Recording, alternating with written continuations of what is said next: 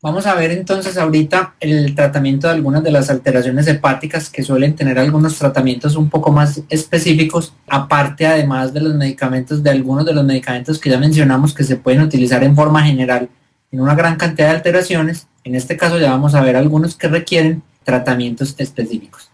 En primer lugar, vamos a hablar de la lipidosis hepática felina. Obviamente no podemos entrar mucho en detalle de toda la enfermedad como tal, pero recordemos que es una enfermedad hepática muy común en los felinos. En la actualidad, más del 50% de los casos de enfermedades hepáticas en los felinos son causados por esta alteración, de acuerdo a estudios realizados en Estados Unidos, y antes era llamado comúnmente el síndrome de hígado graso felino.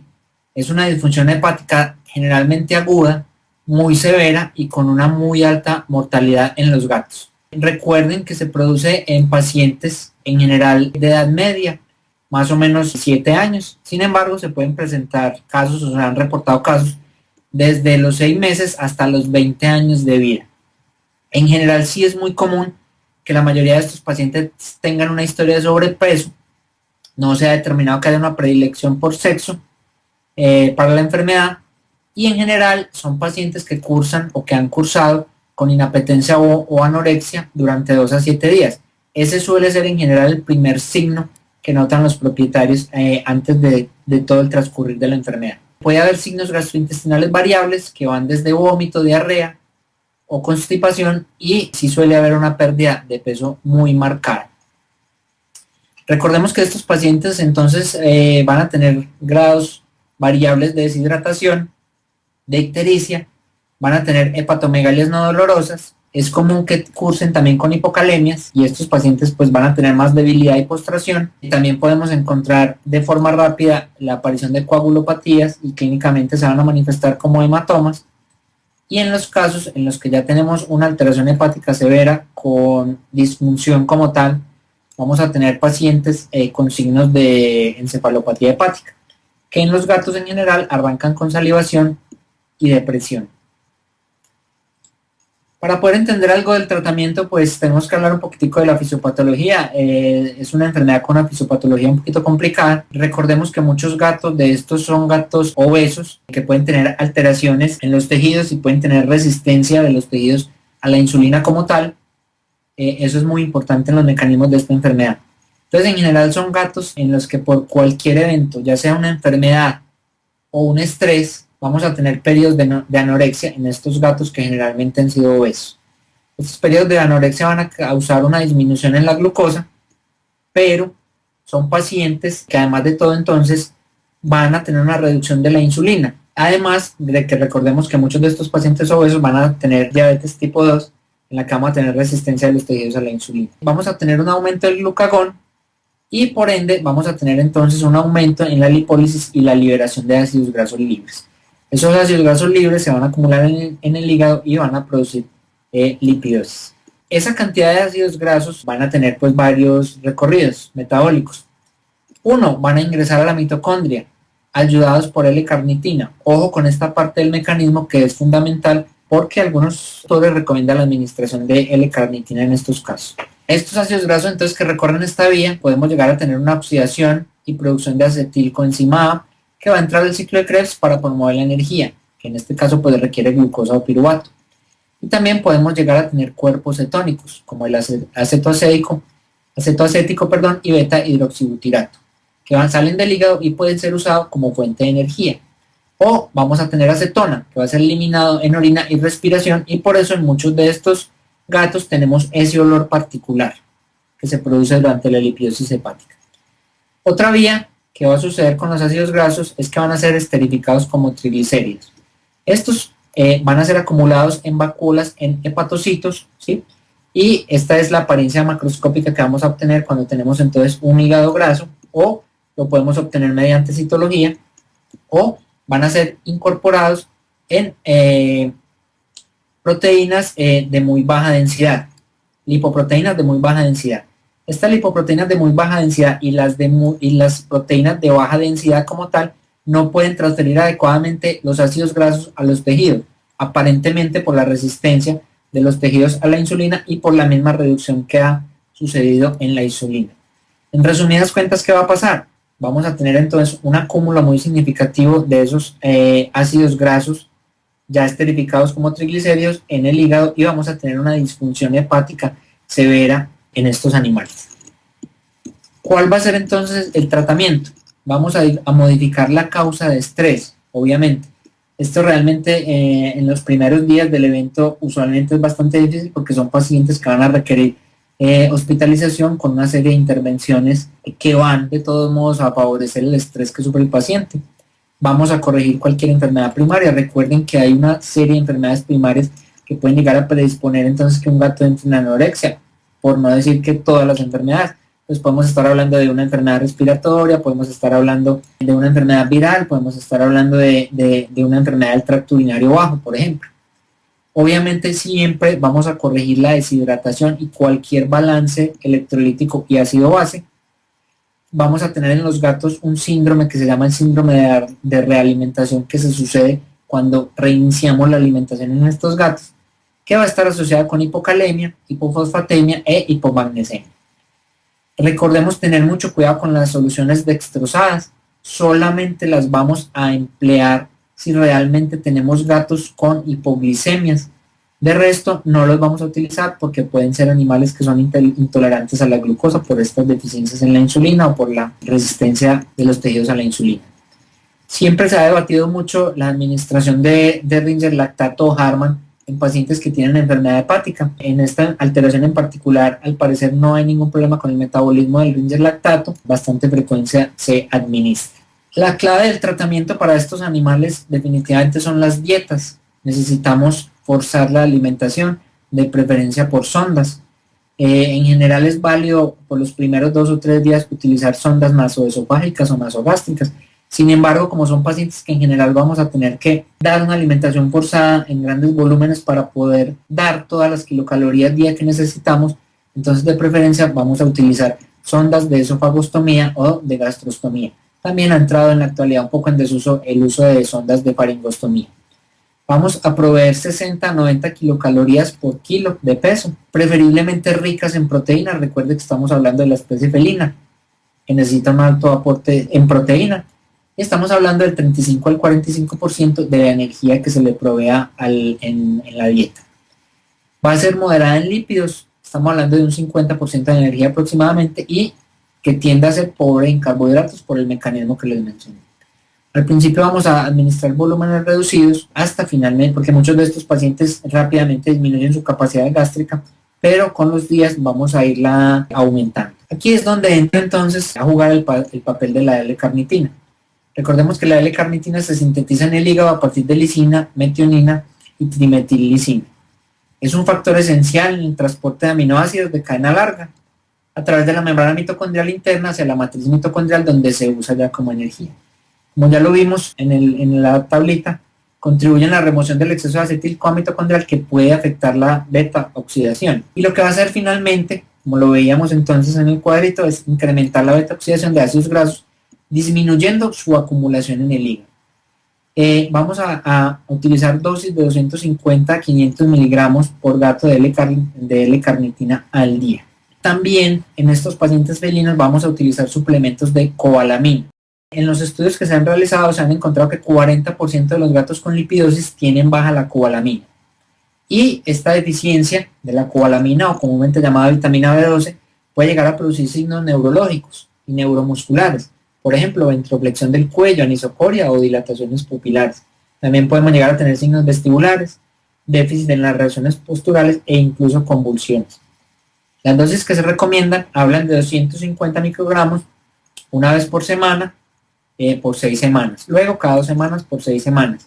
Las presentaciones en general vienen de 1 miligramo en ampollas también de 1 ml para aplicación subcutánea o intramuscular. Es muy importante entonces, como se les mencionaba y vuelvo y recalco, la alimentación forzada, pero preferiblemente a través de sondas.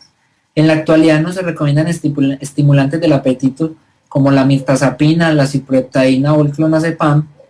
No están muy recomendados porque se da una falsa sensación de que el animal está consumiendo las suficientes calorías que necesita.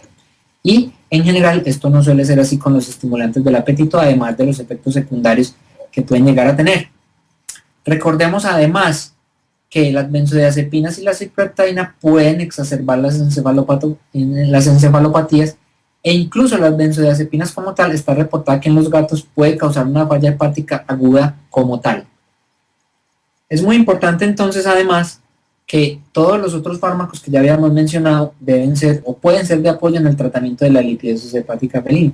Estamos hablando entonces de la S-adenosilmetionina que ya habíamos mencionado en la presentación previa, y podemos utilizar incluso dosis de 20 a 40 miligramos por kilo oral cada 24 horas.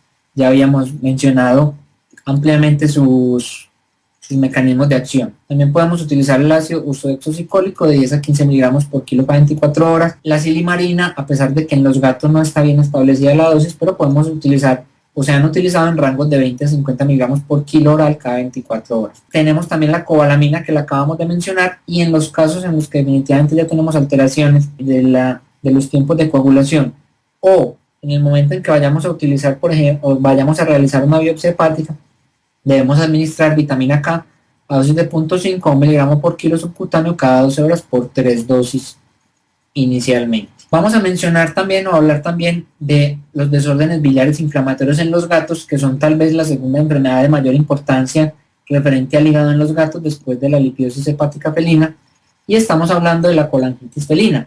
Antes era llamada, y todavía de hecho por muchos veterinarios todavía es llamada, como el complejo colangiohepatitis felina.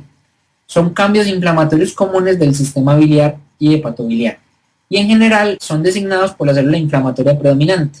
Digamos que las dos más importantes que tenemos son la colangitis linfocítica y la neutrofílica, o también llamada supurativa, que tiene una presentación aguda y una presentación crónica. Las etiologías son diferentes para cada una de las presentaciones. Por ejemplo, la linfocítica al parecer es inmunomediada, mientras que la neutrofílica parece tener un origen infeccioso, usualmente causado por E. coli, a través de ascenso a través de la vía digestiva. La linfocítica en general son animales más jóvenes o de edad media, y es una enfermedad más común en los gatos persas, mientras que la neutrofílica se va a presentar en animales desde edades medias a edades avanzadas. Los signos clínicos son los mismos relacionados con las enfermedades hepáticas que se suceden en los pacientes felinos.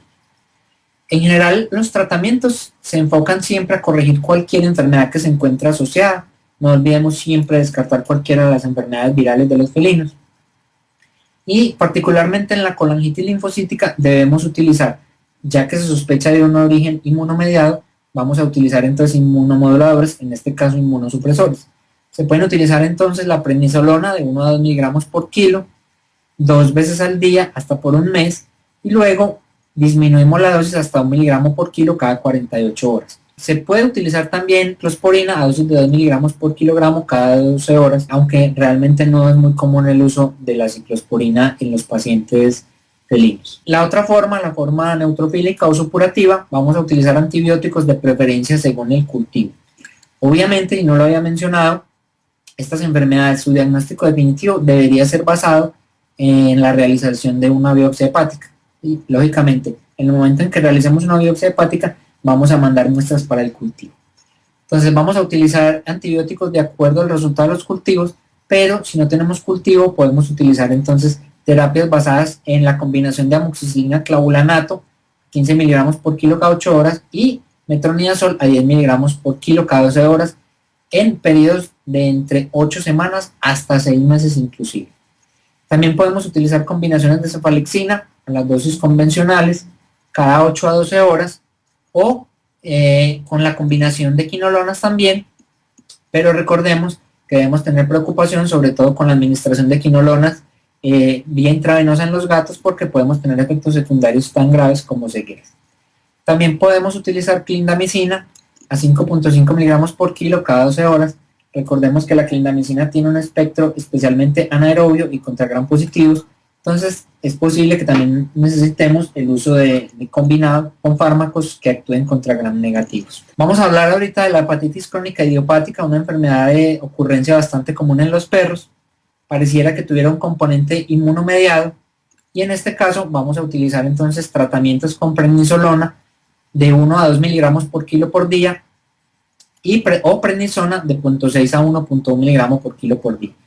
Podría, en la actualidad, definitivamente no está recomendado el uso de la azatioprina en las enfermedades hepáticas porque se ha demostrado en estudios amplios que realmente no tiene un efecto benéfico en las alteraciones hepáticas crónicas de los perros. Recordemos entonces que al igual de las enfermedades de los gatos que mencionábamos, también vamos a utilizar los tratamientos alternos que ya habíamos mencionado ampliamente. Vamos a utilizar la S-adenosilmetionina, el ácido ursodeoxycólico, la silimarina, la vitamina E y la vitamina K1 en los casos en los que necesitemos a las dosis que hemos ido mencionando. Es muy importante en los casos en los que ya tenemos una hepatitis crónica con un daño severo o una insuficiencia hepática, muchas veces con microhepatía inclusive, y que nos lleve ya finalmente a una hipertensión portal. Vamos a utilizar de preferencia espironolactona, que es un ahorrador de potasio. Vamos a utilizar de 1 a 2 miligramos por kilo 2 veces al día. Y siempre relacionado con todas las enfermedades hepáticas, vamos a realizar los ajustes dietéticos que sean necesarios, con proteínas de alta calidad, eso sí, moderadamente restringidas, para evitar los excesos de amoníaco. Vamos a hablar de un tipo particular de hepatitis crónica que está asociada a la acumulación de cobre. La acumulación de cobre en los pacientes puede deberse a varios efectos, ya sea un aumento del consumo, que realmente en la actualidad es muy raro, los aumentos de consumo de cobre, alteraciones en el metabolismo y alteraciones en la excreción. Está comprobado que en esta raza que aparece en la imagen, el Bedlington Terrier, la acumulación de cobre está asociada a una alteración en un gen que favorece su metabolismo y excreción. Un defecto en una proteína entonces que moviliza el cobre y este llega a presentar entonces una acumulación excesiva, especialmente centrolobulillar. Sin embargo, hay otras razas en las que aparentemente hay una mayor predisposición a estas acumulaciones de cobre, pero que aún no está demostrado ningún componente genético. Estamos hablando, por ejemplo, del Westie, del West Highland White Terrier, del Skye Terrier, del Doberman Pinscher, del Labrador y del Dálmata. También aparece esta enfermedad en otras razas inclusive. Lo que pasa es que no está bien claro si definitivamente es primaria, como sucede en el Bedlington, o es secundaria a una colestasis. En este caso, cuando se hace una histopatología, aparece más acumulado en las zonas periportales, pero definitivamente es muy probable que en estos casos de otras razas esté más asociado a la colestasis, donde ese cobre no se va a eliminar de forma apropiada.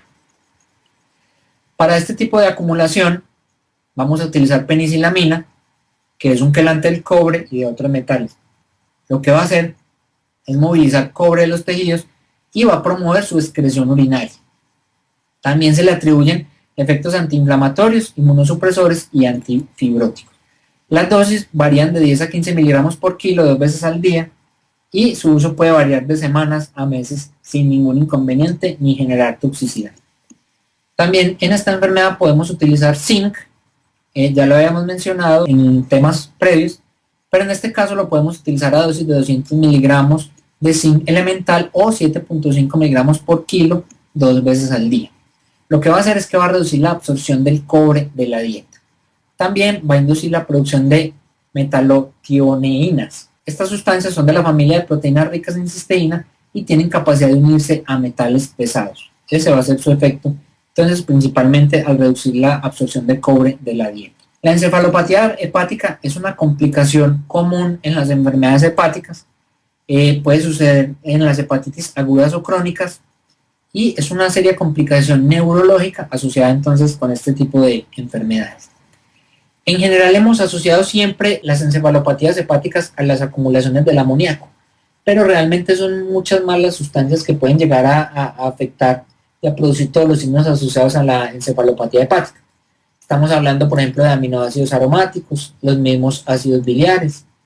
Vamos a tener producción de falsos neurotransmisores, vamos a tener disminuciones del alfa-cetoglutarato, vamos a tener también alteraciones relacionadas con el GABA y la glutamina, vamos a tener producción de fenoles, vamos a tener entonces también alteraciones con los ácidos grasos de cadena corta y con el triptofano como tal. ¿Cómo va a ser el tratamiento entonces para la encefalopatía hepática? Vamos a utilizar entonces lactulosa, va a formar ácidos que lo que hacen es que reducen el pH del colon y convierten el amoníaco en ion amonio. Este no se puede absorber sistémicamente. Entonces lo que va a haber es una disminución de ese amoníaco que se absorbe normalmente del colon. También va a alterar el metabolismo bacteriano y va a reducir la producción de toxinas bacterianas. Va a variar la dosis, su uso entre 0.25 a 0.5 mililitros por kilo vía oral cada 6 a 8 horas, ojalá hasta que la materia fecal esté simplemente blanda. No necesariamente tenemos que inducir una diarrea profusa porque esto nos puede causar complicaciones en el paciente. También se puede incluso utilizar como enemas, diluyendo una parte en 10 mililitros por kilo, diluyendo 3 partes de lactulosa con 7 partes de agua tibia. Vamos a utilizar también metronidazol. El metronidazol lo que hace es que va a alterar la flora bacteriana colónica para reducir la producción de amoníaco y lo podemos utilizar en dosis bajas, dosis de 7.5 miligramos por kilo vía oral cada 8 a 12 horas.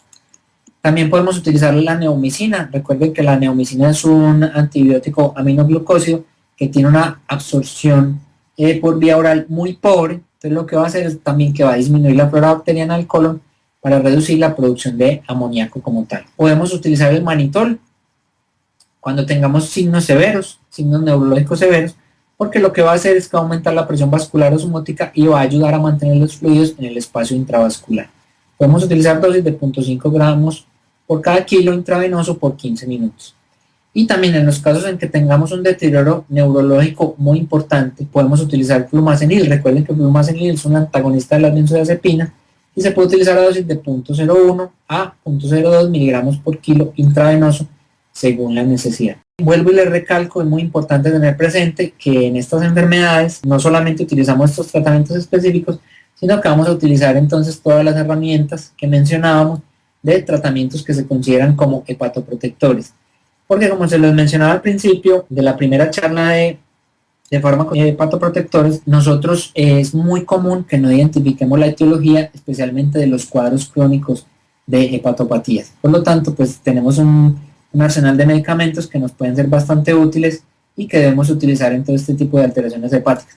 Sin embargo, esto no nos excluye de que siempre vamos a tratar de hacer al menos un diagnóstico histológico del problema que tenemos para lograr la mejor terapéutica posible en el caso de cada paciente.